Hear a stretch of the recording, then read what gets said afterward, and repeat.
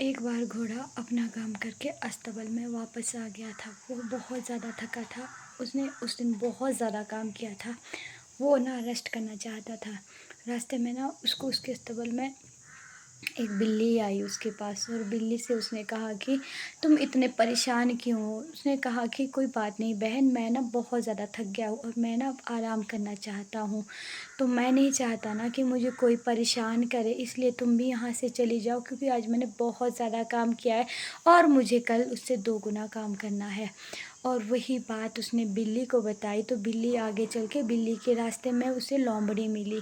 तो बिल्ली ने बोला कि मैं अभी अभी घोड़े से मिलकर आई हूँ। घोड़े ने कहा है कि मैंने आज इतना काम किया है ना कि मेरा मन दोबारा कभी काम करने का नहीं हो रहा है। मैं इस जन्म में तो क्या, अगले कभी किसी भी जन्म में घोड़ा नहीं बनना चाहूँगा, क्योंकि घोड़ा बन के बहुत ज़्यादा काम करना पड़ता है। और मुझे लगता है कि हम लोगों के लिए, हम जानवरों के लिए इतना काम सही नहीं है, क्योंकि आज इतना काम कर कर के मैं तो बहुत दुबला पतला हो गया हूँ। और जैसे ही लोमड़ी ने वो बात सुनी, तो उसने वो बात रटते रटते आगे उसे रास्ते में हाथी मिला। लोमड़ी ने कहा कि मैं अभी अभी हाथ घोड़े से मिलकर आई हूँ। घोड़े ने कहा है कि इतना बुरा है ना मेरा मालिक, मुझसे इतना काम करवाता है ना कि मैं कभी भी इस जन्म में तो क्या, अगले किसी भी जन्म में उस मालिक को नहीं पाना चाहता, क्योंकि मुझसे वो इतना काम करवाता है ना। मैंने कभी नहीं सोचा था, मैं जितना मर्जी काम करूँ वो कभी भी मुझसे संतुष्ट नहीं होता। जैसे ही लोमड़ी ने ये बात हाथी को बताई, हाथी आगे चलते चलते अपने मस्त चाल में, उसे रास्ते में खरगोश मिला। उसने खरगोश को कहा, मैं अभी अभी घोड़े से मिलकर आया हूँ।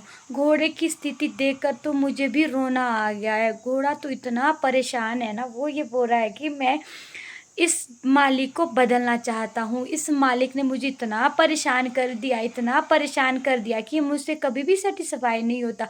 मैं जितना मर्जी इसके लिए काम कर लूँ, ये कभी भी ये नहीं कहता कि घोड़े ने आज इतना काम करा, बल्कि ये मेरी तुलना और जानवरों से करता रहता, उदाहरण देता रहता कि तुमसे अच्छा तो कुत्ता है, वो वफादार है, तुमसे अच्छा तो गधा है, वो इतना भोजा ढोता है। मेरी तो कभी भी उसने कोई प्रशंसा नहीं की। जैसे ही ये बात खरगोश ने सुनी, खरगोश ने ये बात आगे चलकर सेवक को बता दी।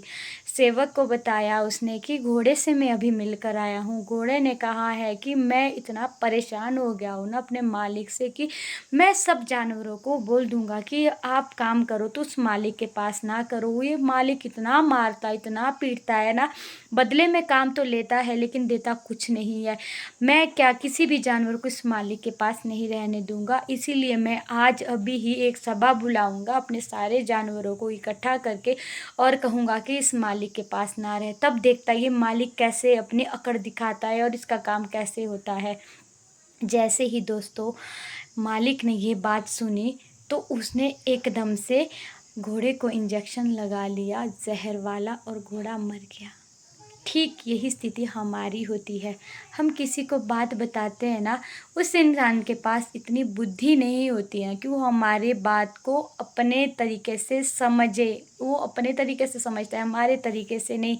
कि उसके पास बुद्धि का अभाव होता है ना, उसके पास इतना दिमाग होता है, और पता नहीं वो किस तरह से हमारी बात को अपने तक पहुंचता है। और सही बात होती है, अगर हम अपनी बात किसी को बता रहे हैं ना, तो ज़रूरी नहीं है कि उस इंसान के साथ भी वही घटना घटी, वही परिस्थिति से वो झेल रहा होगा।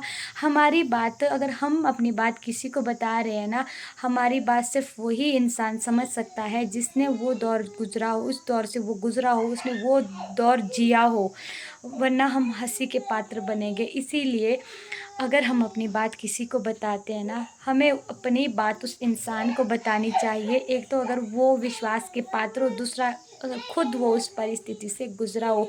याद रखना, वो आपको सही एडवाइस भी देगा और ना ही आपकी बात किसी को बताएगा।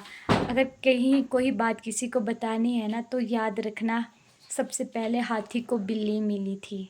राधे राधे।